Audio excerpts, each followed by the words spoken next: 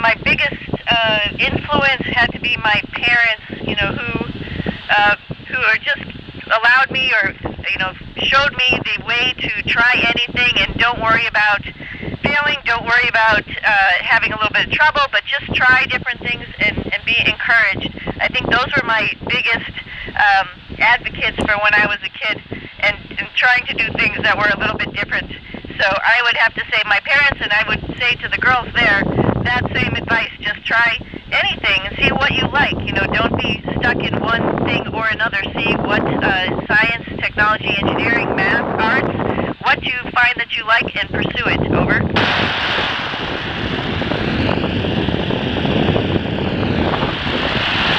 So yes, we do have free time, and so a lot of the times we want to look at our beautiful planet. So we have an amazing window called the cupola where we can look down, like I was looking just earlier and saw this big hurricane in the Atlantic Ocean. Right now we're coming off the coast of Spain, so coming close to you. So those are some of the best things to do, and take pictures of our wonderful planet, as well as I write a journal. Over.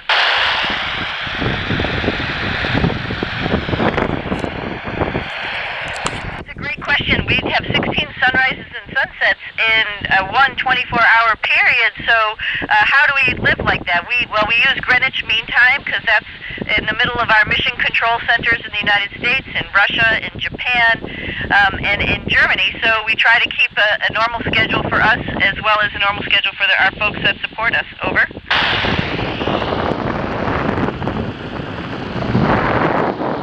Well, actually, when I was a kid, I really wanted to be a veterinarian. I read James Herriot's books, and that was my primary thought of, I love animals, so I would like to be a veterinarian, and I love science. I ended up going into the military, and that's how I became a pilot and a test pilot. But I might, after I get done with this astronaut thing, become a veterinarian. We'll see. Over.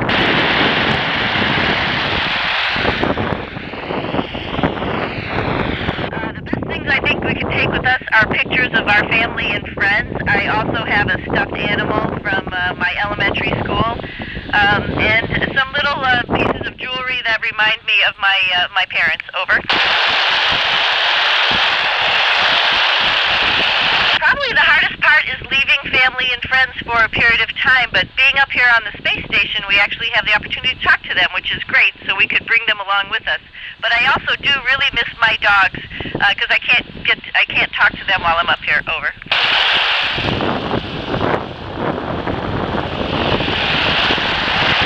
Well, it really is no comparison, because we don't have the opportunity to eat what we can eat on Earth. So what we have up here is pretty good. Actually, we had ice cream last night after dinner, and I had some chicken fajitas with a tortilla, so it's not bad. Over.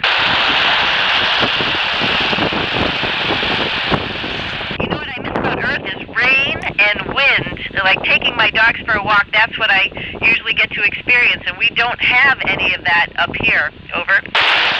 It's quite windy on the seafront though. So this is my third time to the International Space Station. Been here about 3.5 months, and we'll stay until February. So it's like a school year to be up here. Over.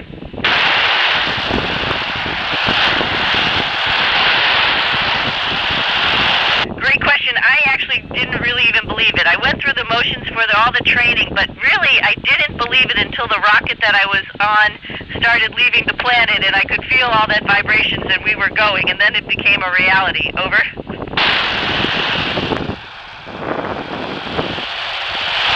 Wow, that's an amazing question, because we can see so many stars. It's so amazing. We don't have the atmosphere that blurs our vision, those water droplets, and so we can actually see like billions and billions of stars in the Milky Way, and more recently we're seeing this comet, and I think you on Earth can see it as well. Over.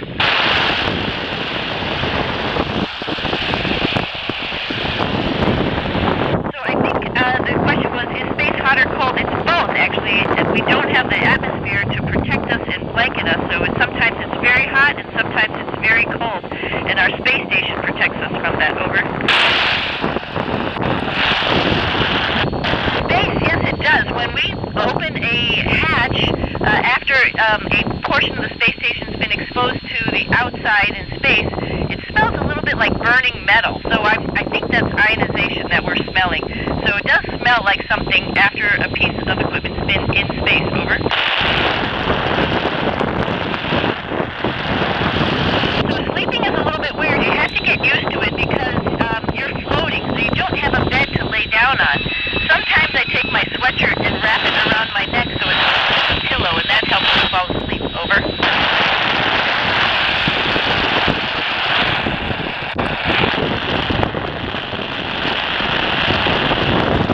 My face probably is Earth because I can wear my bathing suit. On the other planets, I wouldn't get to do that, and I wouldn't get to jump in the ocean and swim. I think for beauty, though, I love top hat patterns since I was a little kid. Over.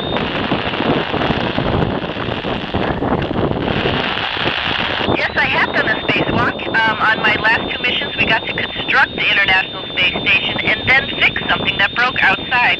So spacewalks are amazing because you're in your own little spacecraft, but it's also a little scary. You want to make sure that you're always tethered to the space station itself. But it's really rewarding when you can fix something outside and then come back in. Over.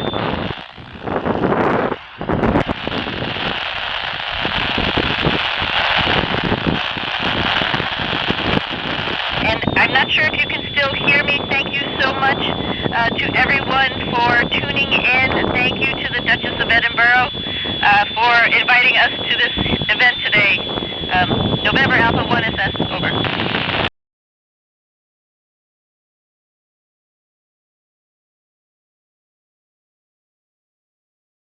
A couple of bits of information. The antenna I used is a homebrew Yagi, but not homebrewed by me. It comes in 2 pieces, and I bought it at a rally a couple of years ago for £5 all told. If you're not good at making things yourself, you'll often find that you can buy VHF, UHF antennas at rallies these days for just a couple of pounds, so keep on the lookout.